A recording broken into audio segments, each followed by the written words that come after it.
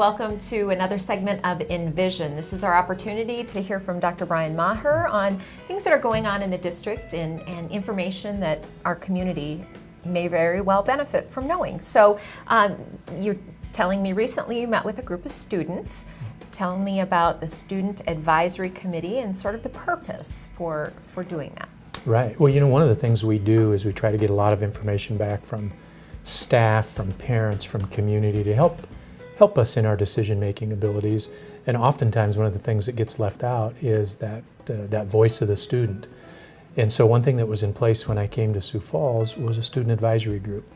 We've kept that going and had an opportunity recently to meet with a group of students representing every high school in the district and put some topics in front of them and then opening it up to them to have me talk about topics.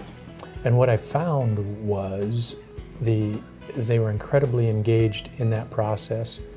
And if I threw them topics that were really fairly easy or kind of surface level, they were engaged and gave me good responses.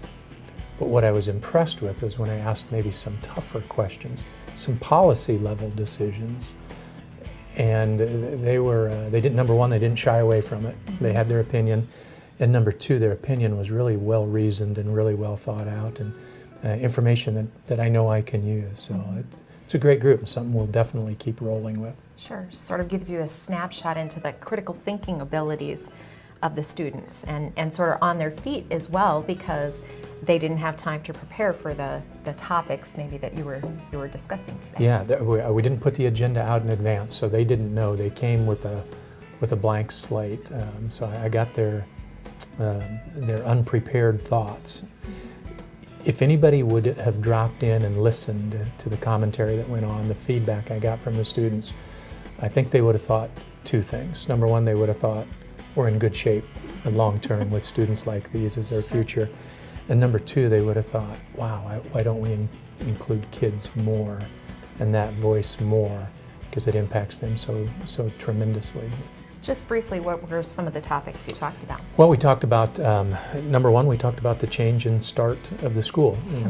These students are juniors and seniors, and so they have gone through almost a career's worth of middle of August start times to this year coming in after Labor Day. So it was, we had a conversation on that. And they gave comments all the way from socially what it meant to them, to activities, how the new calendar didn't match up with their activities calendar, and their concern, they're wondering how taking semester tests after the winter break will be received by the student population, and how the AP testing schedule will go.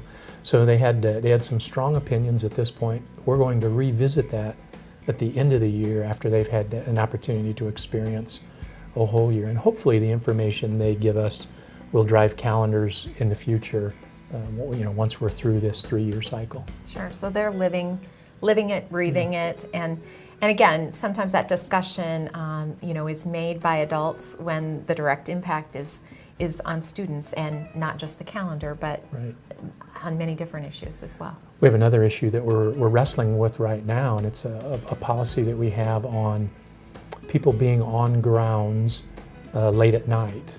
And we're looking at that policy, seeing if we need to maybe change it a little bit to restrict access to school grounds, particularly parking lots, once the sun goes down, to make sure that it's safe for our kids if they come back from an activity or if they're being tutored, and just talk to them about that particular policy.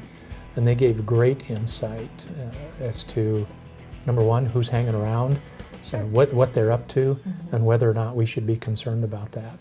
So they're helping to shape and determine policy for the district. So it's not just feel-good type of stuff. I mean, they're really into some important information for us. And these students selected are selected by the school, typically those who are maybe interested in leadership sort of capabilities and such. Some of the students can come directly from the high school student councils.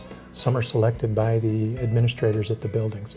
So there's a little bit of a there's not one way Sure. to be appointed to this committee, but they are appointed at the building level. We just have slots. We have 4 slots for each of the comprehensive high schools, Roosevelt, Lincoln, and Washington.